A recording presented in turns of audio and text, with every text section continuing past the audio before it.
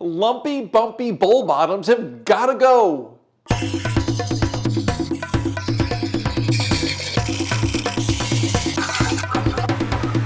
Hi, I'm Kent and welcome to Turn a Wood Bowl. If the inside bottom of your bowls are lumpy and bumpy and it seems almost impossible to make them even so they go right across that bottom and look really smooth, you're not alone, because this is something that haunts most beginners, and many people way beyond the beginner stage still have troubles with the bottom interior of their bowls. And there's some reasons why this might be happening, and we're going to address several of this in this video, so you're going to want to stay tuned to this.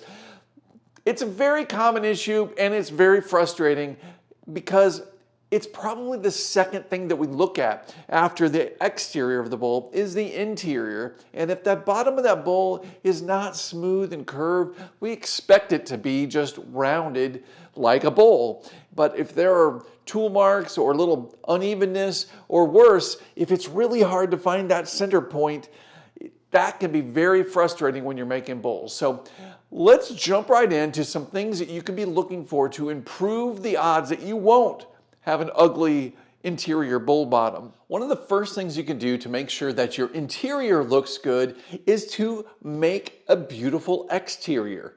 Now you might be thinking, wait a minute, I thought we were talking about the inside of the bowl. Well, we are, but the exterior of the bowl is the bowl. You guys hear me say this often. The exterior of the bowl is the bowl for a variety of different reasons. It's what we see, it's what we touch, but it's also the template for what we do on the interior of the bowl.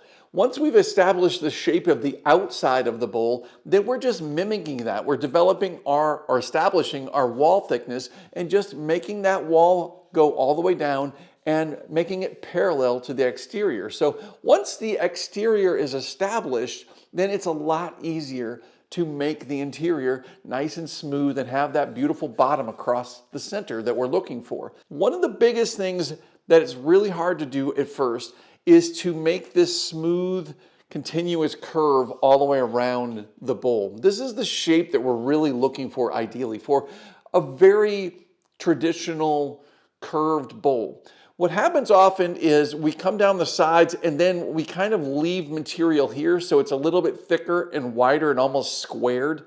Sometimes it's really hard to make this curve, and sometimes some bowls just look squared off. Well, if you have a squared off exterior of a bowl, it's going to be really tricky to figure out where you need to be to go across that center to make it smooth across the middle.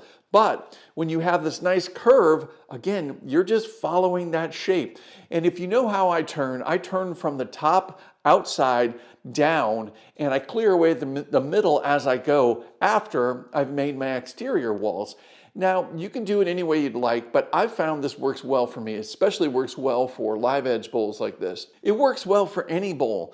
And the way this works is you simply work down the side and you check your wall thickness. Up towards the rim, you can check it with your fingers, but once you get down here, you start checking it with calipers and putting something on there so you're making sure that this thickness matches, and you're just matching that all the way across there. It's really, really simple, but one of the first things you can do to improve the bottom inside of your bowl is to make the outside nice and curved and really focus on that exterior shape first. Now, the next thing you want to be aware of so that your inside bottom of your bowl has a nice, smooth, continuous curved shape is the positioning of your tool. The way you present the tool is critical here, especially when we get down to the bottom of the bowl. What we want is we want this front bevel edge to be parallel with the surface that you're cutting at all times.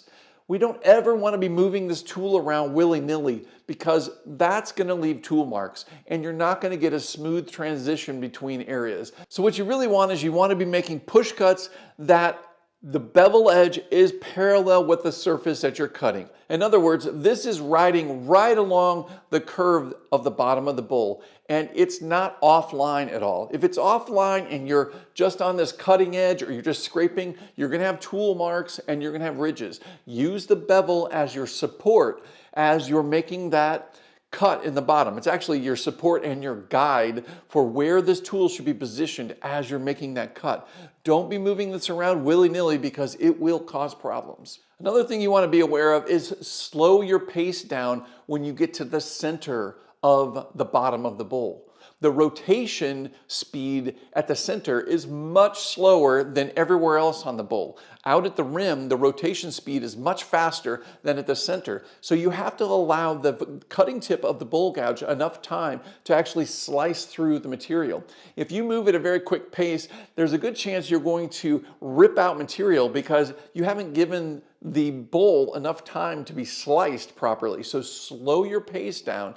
Another thing to keep in mind when you get down to those last final passes where it's going to be the very bottom of the bowl and that's it, you're done, you want to go back to the sharpening station and sharpen that edge so you're making a really nice clean cut. That's going to prevent the tear out that you don't want, and it's going to make a nice smooth surface for you. Here's a critical concept that I want you to put in your memory and save it whenever you're turning. If you're having any kind of issues with your bowl gouge, if you don't feel comfortable with this yet and you're not quite getting the cuts you would like, remember this if you remember nothing else. Every time you're making a pass, especially when you start a turning and you're just roughing out material, you're just getting down to the shape you want, use every pass as practice. Pretend you're making your final cut with each pass. Take your time, get your positioning properly set, and use your body motion. Remember, we're using our body weight to shift. We're never moving the gouge with our hands or arms. We don't have the gouge moving around like this. We always want to lock it down to our side, and we're simply just shifting our body weight to make passes. That's going to give us really controlled cuts. Now, you won't be able to keep the tool up against your body while you're down in the interior, but what you want to do instead is put weight down into the tool rest so that you're well supported on the tool rest, and you're going to make very controlled pivot motions. If you see here, I have my left hand putting force down on the tool rest, so I have a lot of control there, and I am still using my body weight to shift as I make each cut. I'm not really using my arms that much. Here I have to guide the back of the tool as I'm making this curve, but I'm making a very controlled pivot motion. I'm not just randomly sliding the gouge around inside the bottom of the bowl. Once you get down into the interior of the bowl and you're starting to shape that bottom, it should take several passes before you get down to the final depth. You don't want to make deep passes and all of a sudden you realize, oh, I cut out too much material, because you're going to have problems that way. So the alternative of that is to take a little bit off each time. Well, each time you do that, use each of those passes as a practice pass. Pretend you're finishing the bowl right there and make that last cut as smooth, as perfect as possible, remembering to slow down at that center location and matching that up. It sounds silly, I know, but remember to keep and make every single cut you make, pretend it's your last pass for that bowl. And all of a sudden, you're going to be practicing and realizing that you're improving with your bowl gouge. And when you do get down to that last final pass, you're going to have really good results. Okay, here's something that's a little bit different, and it's something we obviously do every time we're turning a bowl, but you barely realize it. We're really just turning half of the bowl. Yeah, we're only working from the rim on the left side where we're turning down to the bottom, and that's it. And magically, the rest of the bowl is being turned out at the same time. Well, what happens is, as we're doing that turning and removing that half of that material, we have to be aware how the opposite half of the bowl blends into what we're doing. And usually what that means is this bevel edge needs to be coming almost to horizontal right at the center point bottom of the bowl. And again, this is a great one to practice with each pass that you make. Try to bring that tip around so that it's blending with the opposite side. In other words, if you have the gouge pointed inward too much, when you get to the center, you're going to be making a divot or a hole. Or if you've gone down too deep and you're trying to come back out a bit when you get to the center, you're going to have a raised area or like a point in the bottom of the bowl. You really don't want either of those. What we want to do is we're actually merging the left side where we've been doing all this cutting into the center, and we want that transition to be perfectly smooth across the opposite side. So we see nothing. We don't want to see a hole, and we don't want to see a convex point sticking out either. So again, With each practice pass, remember, every cut you're making is a practice cut.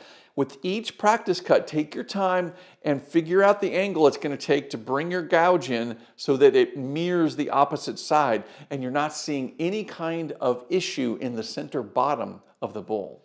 The other thing to keep in mind is you don't have to make a perfect professional pass from the rim all the way to the bottom of the bowl in one sweep that looks perfect. You do not have to do that. What you do want to do though is you want to make sure that that wall thickness is the same all the way down across the middle. Now you may have some transition areas between where you've been making cuts that don't match up perfectly, and that's fine. I'm going to talk about that in a second. What I mean is you might be working this section of the bowl and then you go to this section of the bowl, but there's a little bit of a tool mark or a little bit of a hump there, no big deal.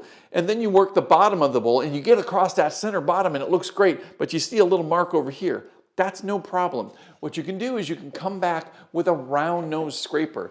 Now the round nose scraper is a great tool for cleaning up any minor imperfections. I do not use this to be roughing out material, and I would never start clearing out the interior of the bowl with a scraper or a round nose scraper like this because it's going to rip out a lot of fibers potentially.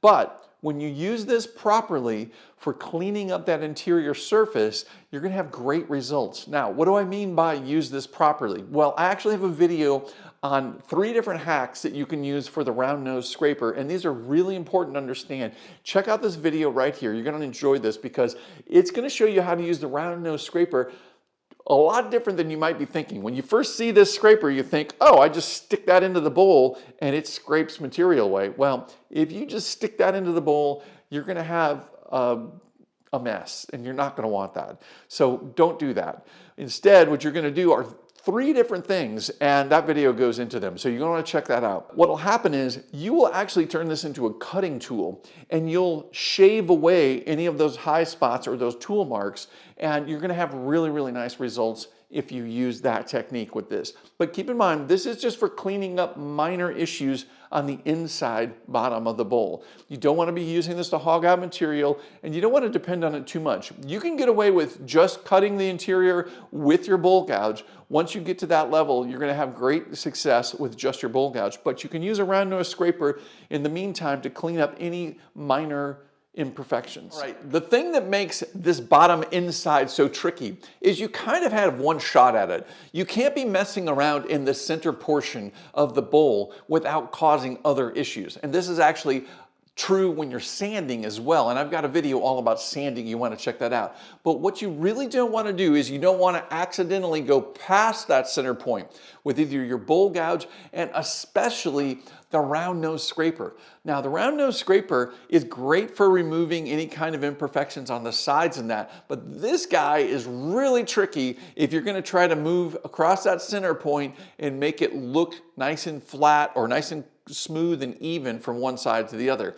This one is not the tool for it because if you for a millisecond go past the center point, well, guess what? Then you're cutting 2 areas and you're going to make a ring around the bottom of the bowl, and you don't want that, obviously. So if you go across the center bottom with that tool or with your sanding disc, and that's a whole other issue, what's going to happen is you're cutting on the opposite side on both sides. So now you're going to make a recess or a divot, like a ring around the bottom of that, and you really don't want that either. So it's really tricky with the round nose scraper to clean up and fix the center point. You're going to want to do that with your bowl gouge. And again, remember, as you're making those cuts going down to this final depth, use each pass of that removal as if it's your last pass. That's when you're going to have great results because you're practicing multiple times getting down to that final one. And by the time you make that final pass, you're going to have really good results. But just remember, don't go across center because it's going to cause troubles. Hey guys, this is a really good time to mention my Better Bowls online course. Now, this is not a beginner course. This is designed for intermediate and advanced bowl turners that understand the A to Z of how to put a bowl on the lathe and get all that going.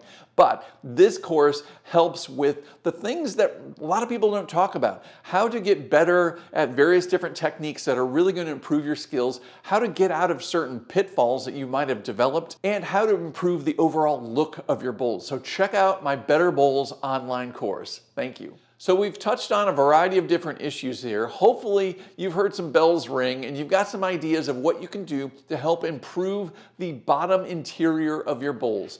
What we don't want is we don't want lumpy, bumpy interiors of bowls, obviously. You want them to be smooth, and remember, we're just paralleling the exterior of the bowl. So work on that bowl, the exterior shape, and your bevel of your gouge. Make sure that you're riding exactly along that surface. It's going to be your guide all the way along, right up to that center point. And remember to use every single pass as practice.